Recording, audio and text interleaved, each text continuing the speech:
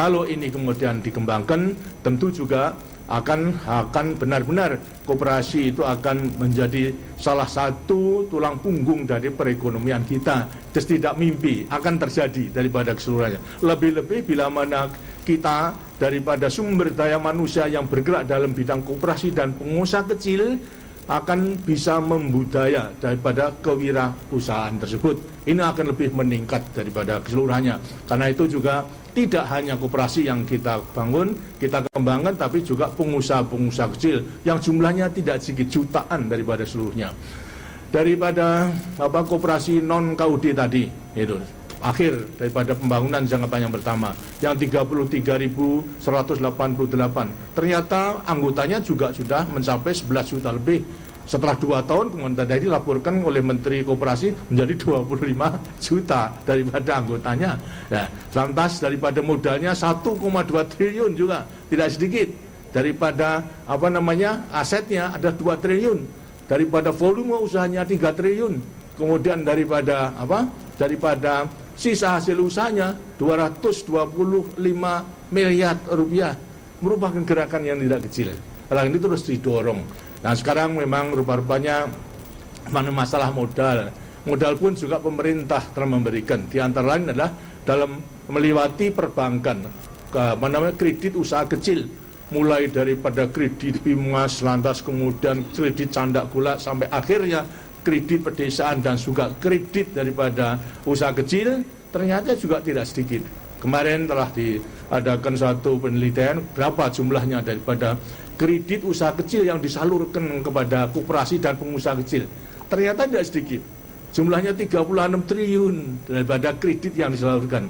Kredit mulai daripada 25 juta, 25 juta sampai 50 juta, 50 juta sampai 100 juta, 100 juta sampai 250 juta. 36 triliun dari 143,5 triliun kredit yang disalurkan. Ini berarti apa? 25%-nya dari semua kredit telah disalurkan untuk usaha kecil maupun juga untuk koperasi.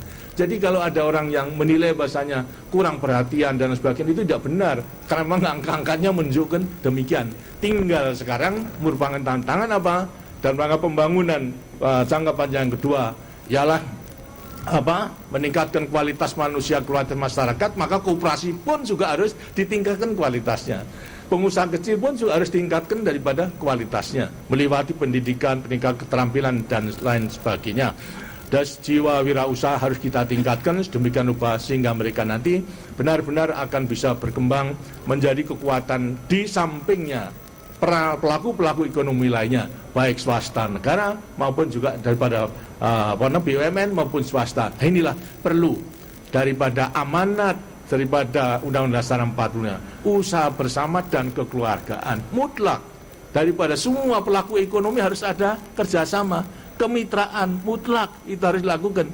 Dengan cara demikian kita akan bisa maju keseluruhannya, kerjasama satu sama lain, saling bantu-membantu, saling bahu-membahu, bukan persaingan dalam arti saling mematikan, bersaing untuk saling menghidupinya. Ini yang lain daripada sistem liberal di barat. Kita memang tidak menganut daripada ekonomi pasar bebas itu sama sekali tidak.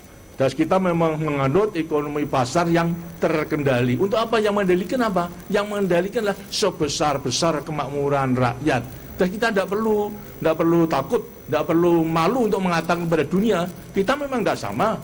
Kita mempunyai satu prinsip dan strategi sendiri.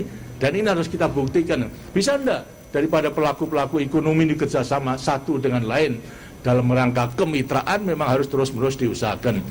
Dengan cara demikian maka kita tidak perlu ragu-ragu sehingga dalam perkembangan dunia nanti itu sekarang ini daripada GDP dunia itu tahun 94 27 triliun US dollar sekarang.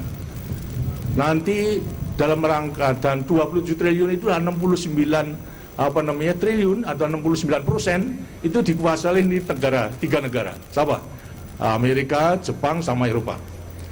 Asia itu hanya 20,8%, sedangkan lainnya 12,2%. Tapi karena perkembangan ekonomi kita itu terutama di Asia terus menanjak,